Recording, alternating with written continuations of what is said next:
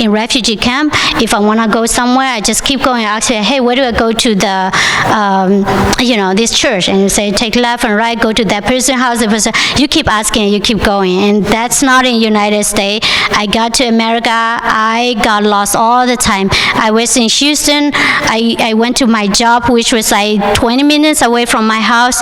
And the next few hours or, midday, I got to San Antonio. I called my supervisor, can you please come pick me up? He was like, that doesn't work like that. And I thought, why people are not so nice? I just need help. But, it's not that he's not nice. This is not how America works. You don't go to work and go to San Antonio and ask your supervisor to pick you up.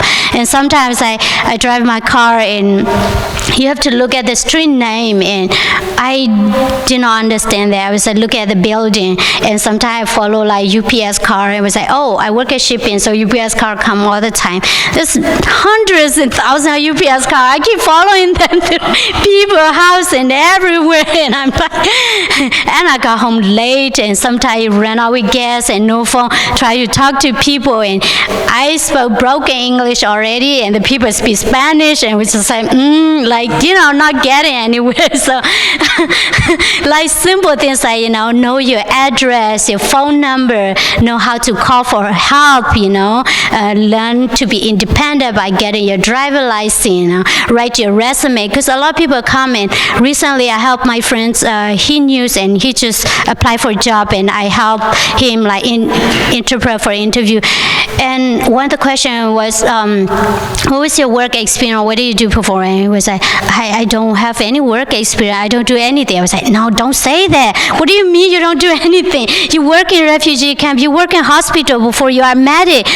All the experience count. Because sometimes they thought it's not count. So they would just say, oh, I don't do anything. I don't know anything. But, that's, because that's not good. People want someone that have, experience, and they did, but they just don't know. So when I applied job the first time in America, I approved, I work hard, I learn fast. I have to tell them everything, because first I was 20, but I was very tiny. I look 15, like everybody think I was 15, and people don't think I can do anything, so I have to prove so hard, I can do it, it's different, they have to understand this. So, churches and anybody in church can help. They just help family, just talk to them, help them with simple things like that. Maybe visit their house, try the food that you never see or you never probably don't like much.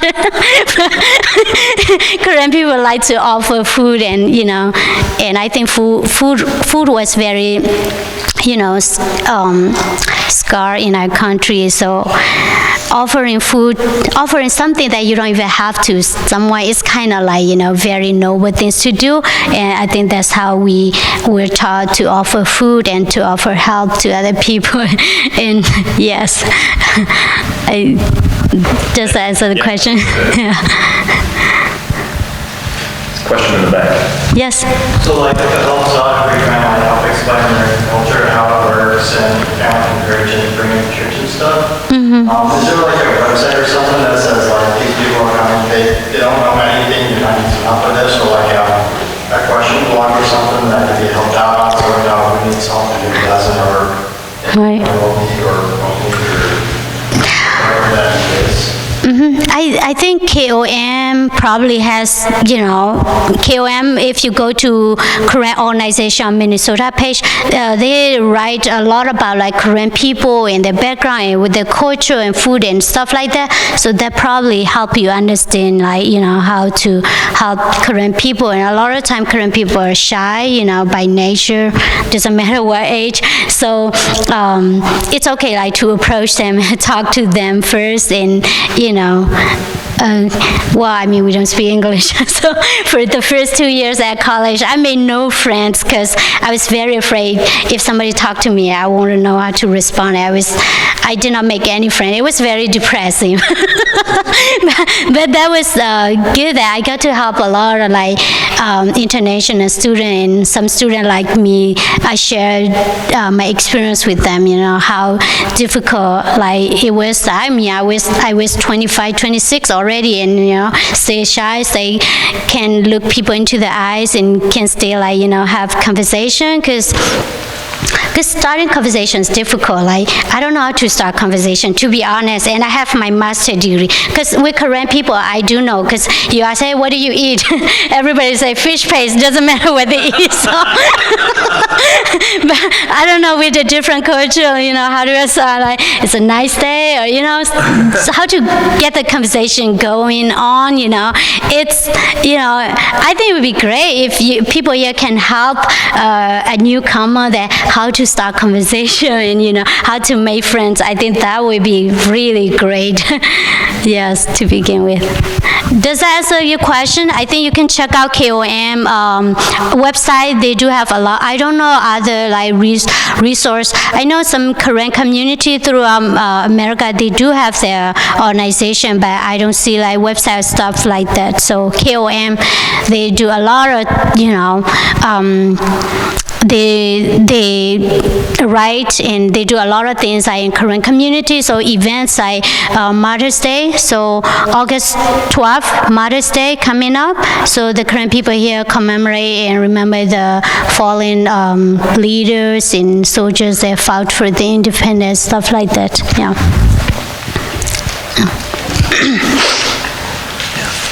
Approximately how many Korean are in Washington? Do you have any idea? Oh, more Korean people move in here, and recently some from like South Dakota, probably like 300 to 500, you think? No, yes, I would say approximately to 500 now. Yes, they move in from other state, and a lot of Korean people like to live in like small, town, because it's easy to navigate and quiet, and no crime and, stuff. Easy to raise your kids, keep them away from drug and all those crazy things that are going on. Yes. So why is it Minnesota? Why do a bunch of Korean come to Minnesota or up where it's colder? I know, right? I mean, we have a lot of crazy story about that, Korean people coming to Minnesota. I think, yes, the cold, it's not so much, but I think because of the community and we're more like collective group and you draw toward to the place where you have more community. And I think Minnesota established the first Korean organization that got a grant from government that can help out with, a lot of like social services stuff. I think that's why Korean people come to America. They help you like job coaching and, they taught you about like be a first-time homeowner and a lot of stuff like that. And one other thing that I heard about it's easier to get citizenship in Minnesota, and a lot of Korean people like they don't even read and write their own language because they never been to school because of the conflicts that they have to run in the jungle. And imagine you're like 40, 50 and have to learn 100 questions and speaking fluent English interview is very difficult. And in Minnesota, they have some they create a part, where you can get like representative or you can get some waiver that help you through that. So a lot of people from other states move here too, They don't come here directly, but they move here so, they can get benefit, independent, then they move out again. So usually a little bit of help to, build a new life. So, yes. Any other question? Yes. Once you get to the refugee camp, is that fairly safe, or is there still a lot of persecution and stuff there? Or? refugee camp is safe because it is in Thailand side of the border, so the Burmese soldier can't cross because Thai, it's gonna be going war with Thai, But before, like, they did burn out a few refugee camp before, But a refugee camp, I say, pretty safe. There's no like armed conflicts and stuff like that. But some of the youth there experience like drug use and stuff because they've been there long, and sometimes like Thai people like wanna like do business doing drug and stuff. So yeah, those are some of the social issue that we have in refugee camp.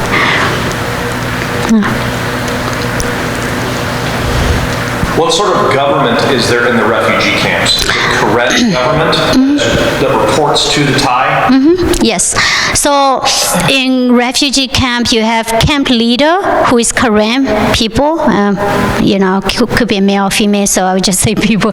So they have a committee. So a committee like refugee camp committee and Karen Refugee Committee, which is the top that will work with UN and the Thai government. And there coming down, you have a camp leader, and then you have session leader. So every session, because thousands of people live in refugee camp, and they divide with session 1, 2, 3, 4, 5, or like that. So you have session leaders, and you have structure like schools, you have social services or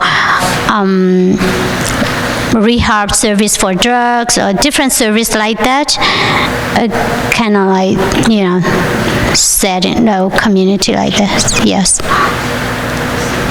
But if you commit a crime or something that big, they send you to the Thai authority. So like domestic abuse or stuff, those will be resolved in refugee camp. But let's say if somebody used one time my brother, he went to Thai village, and one of the Thai villagers asked him to sell this hunting gun, and he brought it in refugee camp. He was arguing with his neighbor, and he shot her, and he got sent to Thai jail, and I have to hire attorney, bail him out. Cost me like $10,000 of US dollars, because you have to brag everybody all the way. And I'm like, don't do that again, because I'm not be like, I'm not your sister anymore. So stuff like that. Yeah, he has children. That's the only reason I help him, because but he's doing good now. It's hard when you're family, you can't just throw them to trash, and that's family's about it. Yeah. Any other question? Oh, yes. How can people in the U.S. help people in the refugee camps who can't get out of them? Like, is there any way that we can help them? Like donations of stuff? Is there an organization? I think UN, probably UN. You can go through UN. They have a page that you can donate, but it doesn't really like say this is for this refugee camp. So it's kind of a little bit like, broad, But before, when I was in refugee camp, we see some missionary. They came to refugee camp and donate to students, maybe crayons, all those stuff. We don't have it. So even like one of my friends was like, you never had teddy bear? No, in refugee camp, nobody had teddy bear. So there's a lot of like things that you can do, like maybe just, donate backpack. Recently, one of the camp leader called me and he was like, can you help, generate some fund? Because a lot of people there were not refugee, but not like identified yet because of what they came into, and they did not have resource for them. Like, they just have to share their leftover food and everything, because UN document every numbers and how much they're gonna send food. So for who this are not documented, they don't have, and I was like, I can't, I want to, but how can I do that, because I do do fundraising and a lot of stuff, just only small amount of money that you can help out like emergency area. So for those type of stuff, it's difficult. It has to be brought out to UN, and So So I think, yes, you can help with maybe where refugee camp is big, it would be difficult to just help everybody, but, sometimes you can just target one school and maybe send them like books or maybe shoes or,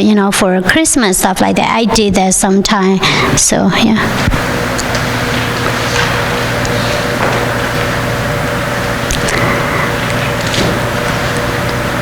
Okay, any more questions?